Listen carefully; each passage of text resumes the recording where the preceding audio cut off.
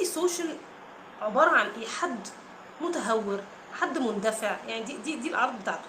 حد متهور، حد مندفع، حد بيكسر القوانين، ما عندوش اي اهتمام بالقوانين، ما عندوش اهتمام خالص بالعواقب بتاعت افعاله، ما بيفكرش في العواقب بتاعت افعاله، اللي هي عاده بتبقى افعال يعني طبعا متهوره واندفاعيه ومتسرعه وفيها اذى، يعني سواء لنفسه او للغير، وغالبا للغير. دي الاعراض يعني باختصار جدا الانتي سوشيال. طبعا الانتي سوشيال يعني زي حد مثلا ايه بيسرق كتير، حد طبعا ليه علاقه برضو بالجرائم، سواء جرائم جنايات صغيره او جرائم كبيره.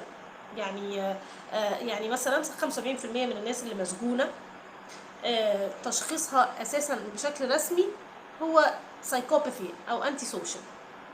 بس هو في فرق الحقيقه، في فرق شويه بين الانتي سوشيال والسايكوباثي. السايكوباثي هي اصلا فيها نوعين. الحاجات المشتركه هي الحاجات اللي انا قلتها دلوقتي، هي ان حد مثلا ما عندوش اي امباثي، ما عندوش تعاطف للغير، ما هو فاهم مشاعر الغير بس ما بيهتمش بيها خالص. عنده استغلال للناس، بيستغل الناس، او ممكن يستخدم المشاعر بشكل ارادي، يعني يستخدم المشاعر او يستخدم نوع من الاصطناع، يصطنع الامباثي، يصطنع التعاطف ويصطنع المشاعر لو هي هتخدمه في ان هو ياخد مكافأة حالا. وده مهم جدا الحتة الأخيرة دي، ان هو يعني كل افعال السايكوباث بيحكمها المنفعة، والمنفعة دلوقتي يعني دي مهمة، حتة مهمة جدا. المنفعة كمان هنا نوعها ايه؟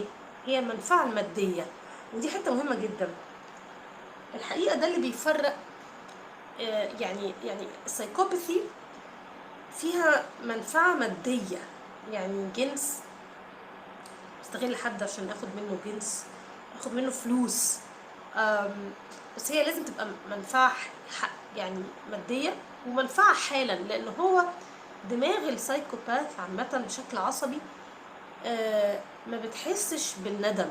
ودي واحدة من التشخيص، يعني نو ريمورس بيقولك، يعني انا ما بيحسش بالندم، ما بيحسش بالجلد، ما بيحسش بالعار، ما بيحسش بالحاجات دي. الحاجات دي مش موجودة عنده اصلا. فبالتالي عشان كده هو بيبقى سهل عليه ان هو مثلا يقوم بجريمة. طبعا السايكوباثي طيف، يعني برضه هو كونتينيوم، يعني هو سبيكترم. في الناس اللي هي في حاجة بيسموها السايكوباثي الناجحة، وفي السايكوباثي اللي هي مدمرة. يعني السايكوباثي الناجحة دي طبعا كل الأسامي دي مش علمية، يعني أنا بقول الأسامي يعني مش مكتوبة قصدي في الدليل التشخيص. يعني السايكوباثي الناجحة هي إن شخص يكون بيأذي وبيستغل لكن مش متهور ومش اندفاعي. هو مؤذي بس هو بارد جدا، بيحسب الجريمة قبل ما يعملها. مش بيحسبها علشان هو هيحس بندم، او عشان هو عنده اعتبار للكود الاخلاقي، لان هو ما عندوش ده اصلا، هو ما بيحسش بيه، ما عندوش ده. لكن هو بيحس بحاجة واحدة بس، وبيحس بالمكافأة. ولما بيخطط لحاجة بيخطط لها ببرود، دي اللي بنسميها سايكوباثي العامل، اللي هي النوع الأولاني. بيخطط لها ببرود، بيخطط لها بدهاء وبذكاء، وما بيندفعش في ان هو يعملها. يعني ما عندوش مانع ان هو يعمل جريمة قتل لو هتجيب له منفعة، بس بيحسبها. لو مثلا ايه فرص ان انا اتمسك اعلى، مش هعملها. مش عشان هو خايف، هو ما بيخافش. وده تاني حاجة، ما بيحسش بالخوف، ما بيحسش بالندم. طبعا لان الخوف والندم تقريبا بيجوا من نفس المكان اللي هي الاميجدلا. ف والتوتر، ما بيحسش بالتوتر.